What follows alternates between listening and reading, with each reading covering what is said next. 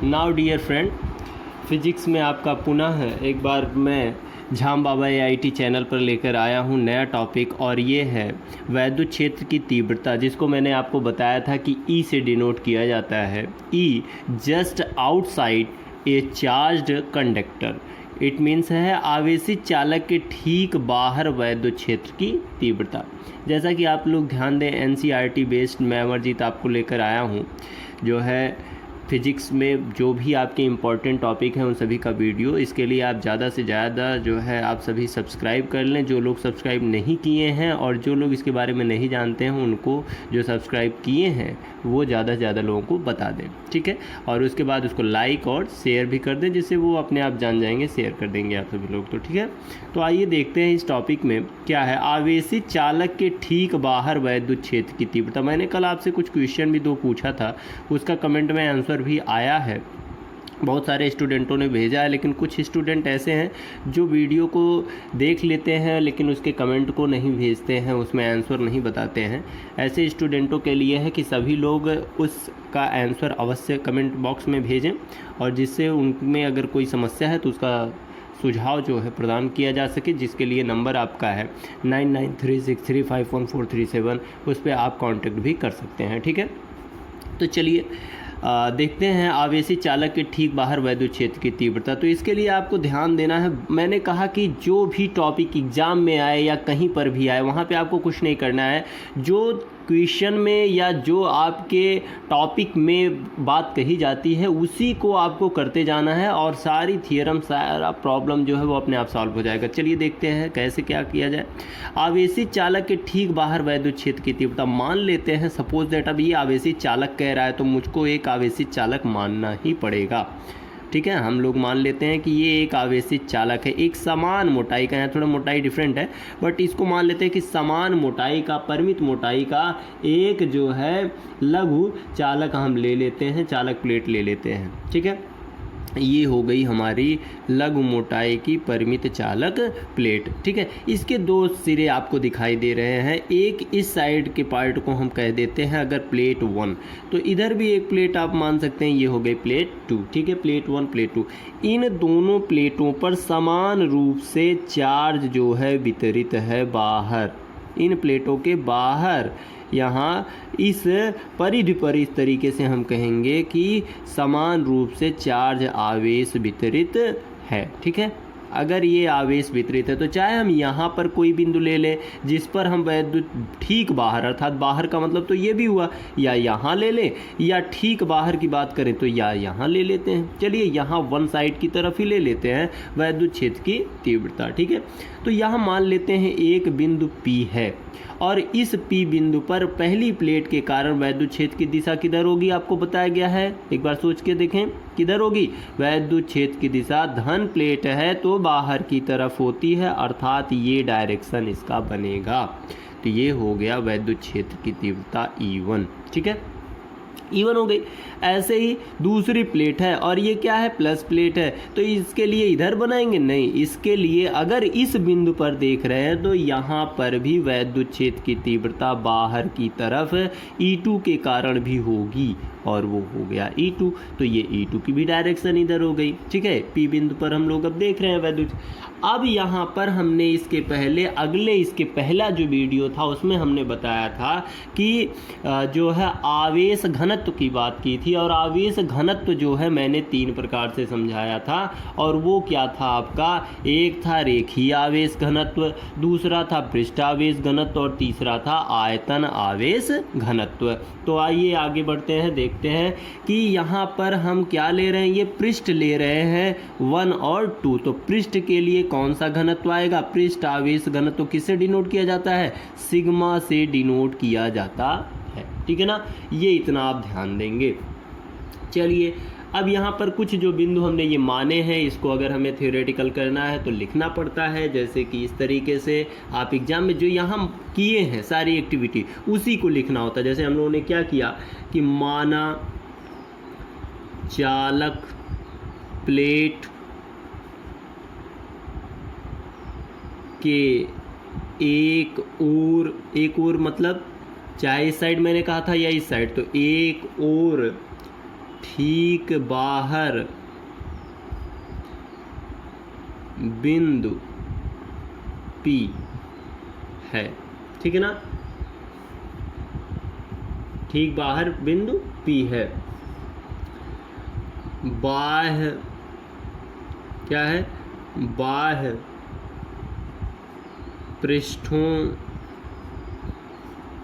1 व 2 पर एक समान आवेश, मान लेते हैं प्लस Q, वितरित है। यदि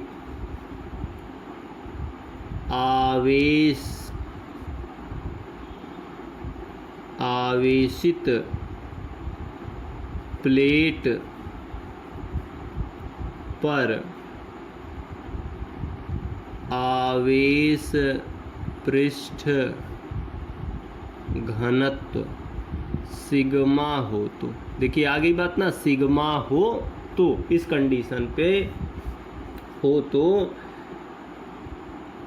बिंदु P पर चादर एक के कारण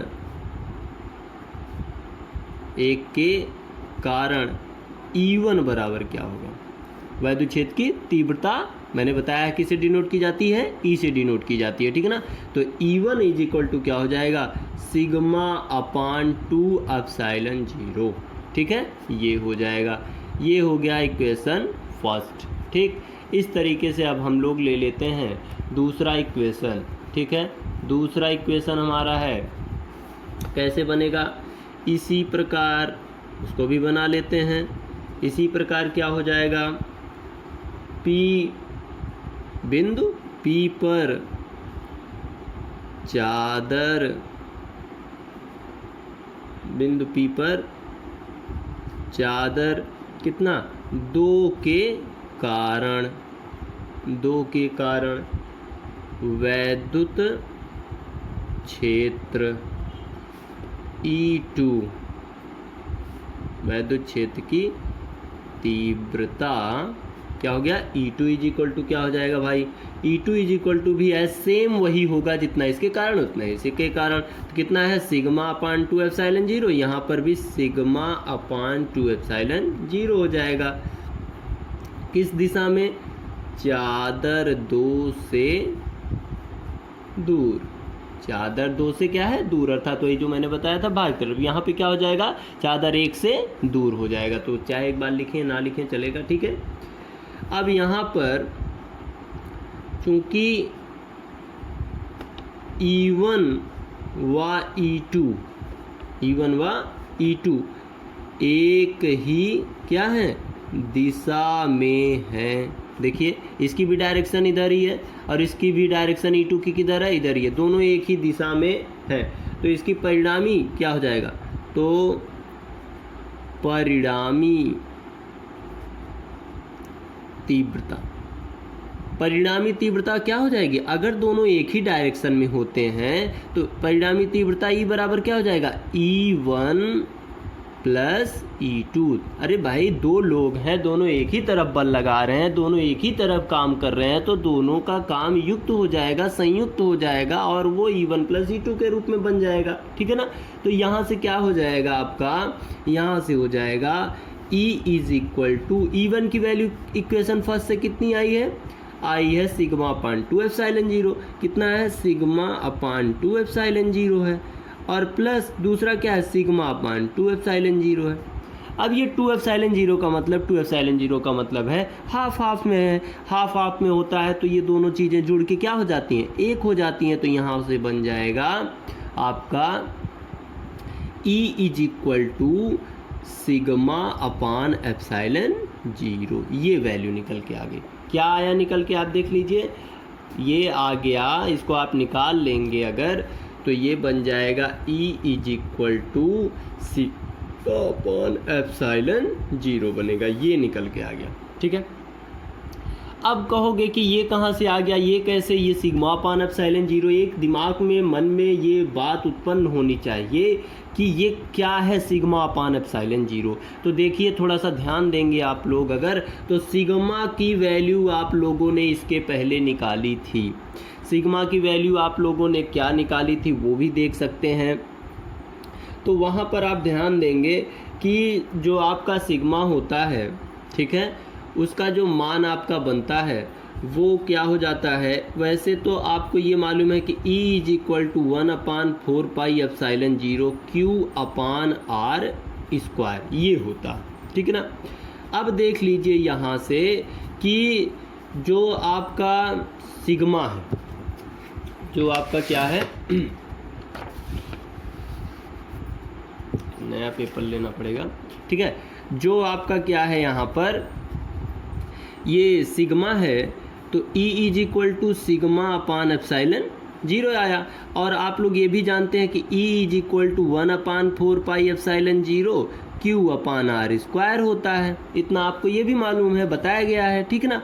तो ये कैसे इस तरीके से कन्वर्ट होता है वो आपको मैं बताना चाह रहा हूँ यहाँ पर। तो ध्यान दीजिए, अभी अभी आप लोगों ने पढ़ा था कि सिग्मा जो होता है या होता है Q अपान किसके होता है, Q अपान A के होता है। बताया था कि नहीं बताया था, ठीक है ना। अगले वीडियो में बताया गया था, नहीं देखे हो तो जाके इसके पहले वाला वीडियो देख लो और हर वीडियो आप कंटिन्यू देखते रहें, ठीक है, और जिससे आपके समझ में सारी बातें आएंगी, ठीक है। तो यहाँ पर ये होता है। अब यहाँ मैंने बताया था अगर ये A एरिया है, ए एरिया है, तो ए का जो क्षेत्रफल होगा वो गोले के पृष्ठ के क्षेत्रफल के रूप में क्या होता है, 4 पाई आर स्क्वायर होता है। अगर 4 पाई आर स्क्वायर होता है तो यहाँ से सिग्मा इज इक्वल टू क्या हो जाएगा, Q upon 4 pi R square बन जाएगा। ये अगर इस तरीके से बन रहा है तो आप लोग यहाँ से ध्यान दें कि ये जो E की वैल्यू है, यही E की वैल्यू तो यहाँ से देखिए Q हो गया, Q हो गया। सिग्मा का मान क्या होता है, Q upon 4 pi R square. तो यहाँ से ये Q हो गया, 4 पाई हो गया, आर स्क्वायर हो गया, तो बचा क्या, बचा यहाँ पर एप्सिलॉन जीरो। और ये पूरी वैल्यू किसकी हो गई, सिग्मा की वैल्यू हो गई। तो sigma E is equal to sigma upon epsilon zero. इस तरीके से आप परीक्षा में कभी भी अगर ये पॉइंट अच्छे से समझाया गया है, आप समझ के रखते हो तो ये बना सकते हो, उससे चेंज करके ये बना सकते हो और इससे पुनः फिर ये प्राप्त कर सकते हो। और या नहीं तो इस तरीके से अगर आपको थ्योरेटिकल पूछा जाता है तो उसको आसानी से समझा सकते हो, बता सकते हो, कोई कठिनाई नहीं होगी। यहीं से मैं आपको एक और पॉइंट बता देना चाहूँगा कि यहाँ से ही R की ये जो वैल्यू है, इसी R को आप स्मॉल r से कन्वर्ट कर लें, R को कैपिटल R से कन्वर्ट कर लें और R को स्मॉल r से कन्वर्ट कर लें, तो 3 मान आपके मिल जाते हैं पृष्ठ पर, पृष्ठ से बाहर और पृष्ठ के अंदर। इस तरीके से आप इन बिंदुओं को 3 मान निकाल सकते हैं, जो मैं आपको अगले वीडियो में प्रोवाइड कराऊंगा।